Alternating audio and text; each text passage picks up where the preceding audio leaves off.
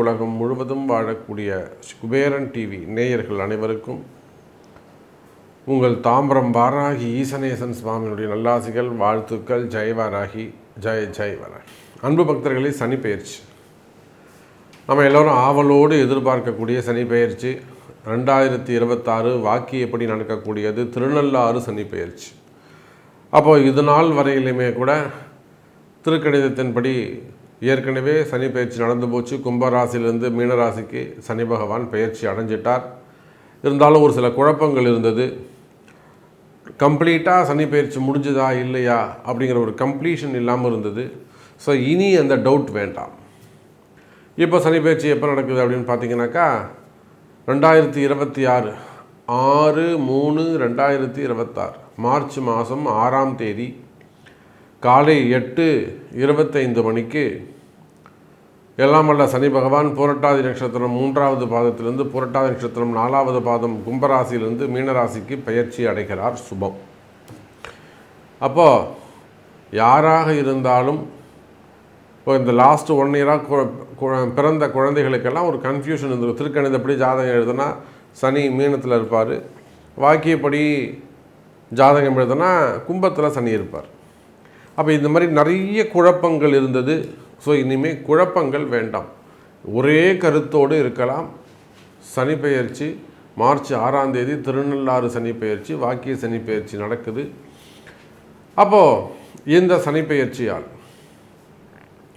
என்னெல்லாம் நடக்க போகுது, ஃபஸ்ட்டு யாருக்கெல்லாம் 7.5 சனி ஆரம்பம் அப்படின்றத பார்த்துருவோம். ஃபஸ்ட்டு கும்பராசி அன்பர்களுக்கு, கும்பத்தை பொறுத்தவரையிலும் ஜென்ம சனி கம்ப்ளீட்டாக முடியுது. நிறைய கும்பராசி அன்பர்கள் அதுதான் கேட்டாங்க, சாமி எனக்கு உண்மையிலே கும்பராசின்னு சொல்கிறீங்க, நீங்கள் அந்த 7.5 சனி முடிஞ்சுதா இல்லையா, ஜென்ம சனி விலகித்தா இல்லையா? ஸோ நிறைய கும்பராசி அன்பர்கள் மீனராசி அன்பர்கள் அதை கேட்டுக்கிட்டே இருந்தாங்க. ஸோ கும்பராசி அன்பர்களே, உங்களுக்கு கம்ப்ளீட்டாக ஜென்ம சனி முடிஞ்சு பாத சனி ஆரம்பம். அதே போல் மீனராசி அன்பர்களுக்கு முழுக்க ஜென்ம சனி ஆரம்பம். கவனம் தேவை. ஜென்ம சனிங்கிறது ரொம்ப முக்கியமான ஒரு சனி பகவான். அதனால் ஜென்ம சனி ஆரம்பம். அது போச்சுன்னா மேஷராசிக்கு முதல் முறையாக 28 ஆண்டுகளுக்கு பிறகு, கிட்டத்தட்ட 30 வருஷம்னு சொல்லலாம், ஆனாலுமே கூட 28 ஆண்டுகளுக்கு பிறகு மீண்டும் மேஷராசிக்கு 7.5 சனி ஆரம்பம். எல்லா இடத்திலும் எல்லா செயல்பாடுகளிலும் சிந்திக்கும் காரியங்களில் கூட கொஞ்சம் டைம் எடுத்துக்கணும், வேறு ஒன்றும் இல்லை. நிறைய டைம் எடுத்து யோசித்து செயல்பட்டிங்கனாக்கா நிச்சயமாக சனி பகவான் உங்களுக்கு துணை நிற்பார். அப்போ மேஷராசிக்கு 7.5 சனி ஆரம்பம். அதே போல் ரிஷபராசி அன்பர்கள், ரிஷபத்துக்கு பொறுத்தவரையிலும் எல்லாருமே சொல்லுவாங்க, ரிஷபத்துக்கு எந்த பிரச்சனையுமே இல்லையே, 7.5 ஒன்றும் கிடையாது அப்படின்வாங்க. ஆனால் ரிஷபராசி அன்பர்களே, ஒரு ரகசியம் சொல்கிறேன். இந்த முறை மீனத்துக்கு சனி பகவான் வந்துட்டாருன்னா 3வது பார்வையாக ரிஷபத்தை பார்க்க போகிறார். இந்த பார்வையினால் 80% ரிஷபராசி அன்பர்களுக்கு நல்ல மேன்மை ஏற்படும். பணவரவு, தனவரவு, யோகங்கள், அற்புதமான நல்ல யோகங்கள் ஏற்படும். ஒரு சிலருக்கு மட்டும் யாருக்கெல்லாம் அந்த தசாபுத்தி நல்லா இல்லாமல் இருக்கோ, பலவீனமான தசாபுத்திகள் நடக்குதோ, அசுபர்களுடைய தசாபுத்தி நடக்குது, ஒரு 20% மட்டும் எச்சரிக்கையாக கவனமாக இருந்தால் போதுமானது, அவ்வளோதான். அப்போ ரிஷபராசி அன்பர்களுக்கும் இந்த சனி பெயர்ச்சியால் தாக்கங்கள் உண்டு. ரைட். ரிஷபத்திற்கு பிறகு சிம்ம ராசிக்கு அஷ்டம சனி, கன்னி ராசிக்கு கண்டக சனி. சிம்மம் கன்னி இவங்க 2 பேருக்குமே அஷ்டம சனி கண்டக சனி ஆரம்பம். அதே போல் தனுசு ராசி என்பர்களுக்கு அர்த்தாஷ்டம சனி 4-10 தொழில் சமாச்சாரத்தில் தொழில் விஷயங்களில் அவங்க கவனமாக இருக்க வேண்டும். ஸோ இது 7.5 சனி ஆரம்பம். யாருக்கெல்லாம் ரிலீஸ் ஆகுறாங்க, இந்த 7.5 சனிலேருந்து யாரெல்லாம் விடுபடுறாங்க? ஃபஸ்ட்டு எடுத்தோம்னாக்கா மகர ராசி என்பர்கள். இந்த பொங்கல், இந்த வரக்கூடிய எல்லா பண்டிகையும் மகர ராசிக்கு தான் சூப்பராக இருக்க போகுது. ஏன்னா மகர ராசி என்பர்கள் இனிமேல் 30 வருஷத்துக்கு பிறகு தான் அவங்களுக்கு இந்த 2வது சனி ஆரம்பிக்க போகுது. அதனால் மகர ராசி என்பர்கள் டோட்டலாக இந்த சனி பெயர்ச்சியிலேருந்து வெளியில் வந்துடுறாங்க. அதே போல் கடகராசி என்பர்கள் இந்த அஷ்டம சனிலேருந்து கம்ப்ளீட்டாக வெளியில் வந்துடுறாங்க. மிதுன ராசி அன்பர்களுக்கும் கம்ப்ளீட்டாக இந்த சனி தோஷத்திலிருந்து இவங்க கம்ப்ளீட்டாக வெளியில் வந்துடுறாங்க. அதே போல் விருச்சக ராசி என்பர்கள் அவங்களும் அந்த அர்த்தாஷ்டம சனியிலிருந்து கம்ப்ளீட்டாக வெளியில் வந்துடுறாங்க. ஸோ மிதுனம், கடகம், விருச்சகம், இந்த மகரம், இந்த 4 ராசி என்பர்களும் டோட்டலாக கிளியர் ஆகிடுறாங்க. மார்ச் 6ஆம் தேதி நடைபெறுகின்ற இந்த சனி பெயர்ச்சி 12 ராசிக்கும் எப்படி எந்தெந்த இடத்துக்கு எந்தெந்த சனி பகவான் வராருன்றதை பார்த்துட்டோம். வாருங்கள் உங்கள் ராசிக்கு தனிப்பட்ட முறையில் எப்படி இருக்குன்னு பார்த்துருவோம். அன்பார்ந்த மிதுனராசி என்பர்களே, ஸோ மிதுனராசி என்பர்களுக்கு தான் அதிகமான சுபத்துவம், நன்மை. இப்போது உங்களுக்கு சனி பகவானால் எந்த பிரச்சனையும் கிடையாது. காரணம் என்னன்னாக்கா 10ஆம் இடத்தில் வரக்கூடிய சனி பகவான், 10இல் ஒரு பாவியாவது இருக்க வேண்டும். அதிலும் குறிப்பாக சனி பகவான் முழு அசுபர். ஒரு பக்கம் 8ஆம் அதிபதி, மறுபக்கம் 9ஆம் அதிபதி, மிதுன ராசி ஆனாலும் மிதுன லக்னம் ஆனாலும். அப்போ இந்த ராசி லக்னத்துக்கு 8, 9 கூடையவன் 50-50 மாறி 10ஆம் இடத்துல குருவுடைய வீட்டில் போய் அமையும் போது அற்புதமான யோகம். இது ஒரு நல்ல அதிர்ஷ்டமான காலம். மிதுன ராசி என்பர்களே, நடக்கின்ற இந்த சனி பெயர்ச்சியால் அதிக நன்மை பெறக்கூடிய, கிட்டத்தட்ட ஒரு 90% நன்மை பெறக்கூடிய ராசியாக மிதுன ராசி அமைகிறது. 10ஆம் இடத்தில் வரக்கூடிய சனி பகவானால் நிறைய அன்பர்கள் மிதுன ராசியில் இருக்கக்கூடியவங்க சுய தொழில், ஓன் பிஸ்னஸ் ஸ்டார்ட் பண்ணுறதுக்கான சான்சஸ் உண்டு. குறிப்பாக ஐடி ஃபீல்டில் இருக்கக்கூடியவங்க, ஸ்டார்ட் அப் பிஸ்னஸ் பண்ணக்கூடியவங்க, இல்லை புதுசாக ஸ்டார்ட் அப் பிஸ்னஸ் ஸ்டார்ட் பண்ணலான்னு நினைக்கக்கூடியவங்க, ஆல்ரெடி அந்த லைனில் இருக்கக்கூடியவங்க, ஐடி ஃபீல்டிலே பிஸ்னஸ் பண்ணக்கூடியவங்க ரிலேட்டடாக. அப்போது இந்த கம்யூனிகேஷன்ஸ் அந்த ஃபீல்டு ரொம்ப சிறப்பானதாக இருக்கும். அதே போல் மெயினாக அரசியல் தலைவர்களுக்கு நல்ல நல்ல காலம் பிறந்திருக்கிறது. அரசியல் தலைவர்களுக்கு, அரசியலில் ஈடுபட்டிருக்கக்கூடியவங்க, அரசியல் வாழ்க்கையை வாழக்கூடியவர்கள், இவங்க எல்லாருக்குமே இந்த சனி பெயர்ச்சியால் அரசியல் லாபம் உண்டு. உங்கள் வெற்றி தொடரும். ஆல்ரெடி நீங்கள் ஒரு வின்னராக இருக்கீங்க, ஜெயிச்சிருக்கீங்க, மீண்டும் உங்களது வெற்றி தொடரும்.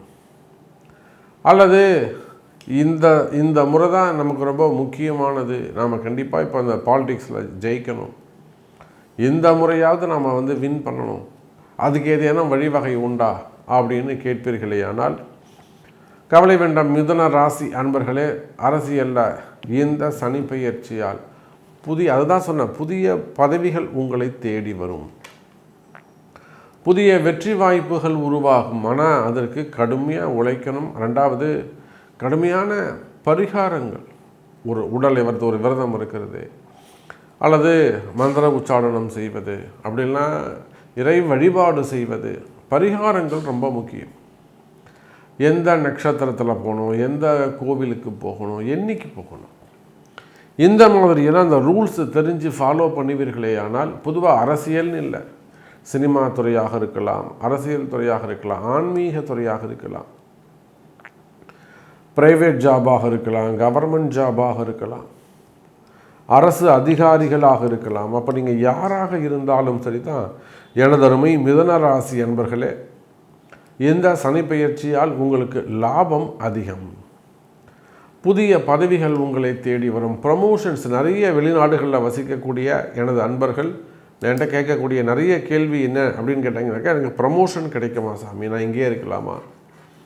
மிதுன ராசியில் தான் நிறைய ஒரு ஹையர் ரேங்கில் இருக்கக்கூடியவர்கள், அரசியலில் பெரிய லெவலில் இருக்கக்கூடிய பொறுப்புகள் இருக்கக்கூடியவங்க மிதுன ராசியில் இருக்கிறாங்க. அதே போல் ப்ரைவேட் ஜாபில் ஒரு சிஇஓ ரேங்கில் இருக்கக்கூடியவங்க, அதுக்கும் மேலே ஒரு உயர் பதவியில் இருக்கக்கூடியவங்க, பெரிய பெரிய கமிஷன் பிஸ்னஸ் பண்ணக்கூடியவங்க, இன்னும் சொல்லப்போனால் அரசியல் அட்வைசராக இருக்கக்கூடியவர்கள், பத்திரிகையாளர்கள், மீடியா துறையை சார்ந்த அன்பர்கள், தொலைக்காட்சி போன்ற நபர்கள், மீடியா துறையில் இருக்கக்கூடியவங்க. அப்போ இது மாதிரி கம்யூனிகேஷன்ஸ், ஒரு செய்தியை கொண்டு போய் கடத்தி சொல்லுவது, அப்போ மீடியா துறையாக இருக்கலாம். அப்போ நீங்கள் யாராக இருந்தாலும் சரிதான், உங்களுக்கு இருந்து வரக்கூடிய எதிர்ப்புகள், எதிர்பார்ப்புகள், எதிரிகளுடைய தொந்தரவுகள், மெயினாக எதிரிகளுடைய தொந்தரவுகள், அல்லது உங்கள் பாலிசிக்கு அகைன்ஸ்டாக இருக்கக்கூடிய சில விஷயங்கள், இப்போ ஒரு சில தொலைக்காட்சிகள்லாம் பார்த்தீங்கன்னாக்கா டோட்டலாகவே பாலிடிக்ஸை சார்ந்து போயிடுவாங்க. பாலிடிக்ஸ் இன்கம் அவங்களுக்கு இருக்கும். இதோ அங்கொன்றும் இங்கொன்றுமாக ஒரு சில மீடியாக்கள் மட்டும் பாலிடிக்ஸ் பக்கம் போக மாட்டாங்க. அவங்க நியூட்ரலாக இருந்துப்பாங்க. அந்த மாதிரியான வரக்கூடிய ஏற்ற இறக்கங்கள் அல்லது இந்த சொத்து பத்துக்கள் தகராறுகள், ஆமாம், இந்த பிரதர்ஸ்குள்ளே வரக்கூடிய சொத்து பத்து சம்மந்தப்பட்ட பிரச்சனைகள், அப்போ இந்த மாதிரியான பிரச்சனைகள் எல்லாம் இருக்குமே. ஆனால் கவலை வேண்டாம் எனதருமை மிதுன ராசி என்பர்களே, நிச்சயமாக இந்த சனி பெயர்ச்சியால் உங்களுக்கு நன்மை ஏற்படும்.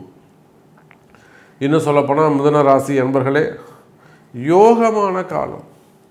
10ஆம் இடத்தில் அமரக்கூடிய சனி பகவானால் அதிக நன்மை. 10ல் ஒரு பாவியாவது இருக்க வேண்டும், முழு பாவி, அதுவும் பாக்யாதிபதி, 8ஆம் அதிபதி, 8க்கும் 9க்கும் உடையவன் 10ஆம் இடத்தில் அமர்கின்ற பொழுது, அதுவும் குருவுடைய வீட்டில் அமர்கின்ற பொழுது, குருவே அந்த சனியை பார்க்கும்போது கிடைக்காத பதவிகள் எல்லாம் உங்களுக்கு கிடைக்கும். கவலை வேண்டாம் மிதுன ராசி அன்பர்களே. அப்போ வாழ்க்கையில் வெற்றிகள் ஏற்படும். இன்னும் சொல்லப்போனால் அரசியல் வெற்றிகள் ஏற்படும், ஏமாற்றங்கள் விலகும், எதிரிகளுடைய தொந்தரவுகள் விலகும். அதே போல் சினிமா துறையை சார்ந்தவர்களுக்கு சிறப்பானதாக இருக்கும். இப்போ நிறைய சினிமா துறையை பார்த்தீங்கன்னா சனி பகவான் இல்லாமல் அவங்களுக்கு தொழில் அமையாது. 2-3 நபர்கள் நம்ம கோடிட்டு காமிக்க முடியும். இப்போது ரீசெண்டாக ஒரு 2-3 படத்தில், ஃபஸ்ட்டு படத்துலேயே அவங்க அதுக்கு முன்னாடி சான்ஸே கிடைக்காத ஒரு சில நண்பர்கள் மிதுன ராசியில். முதல் படம் அமைஞ்சது, அற்புதமான வெற்றி.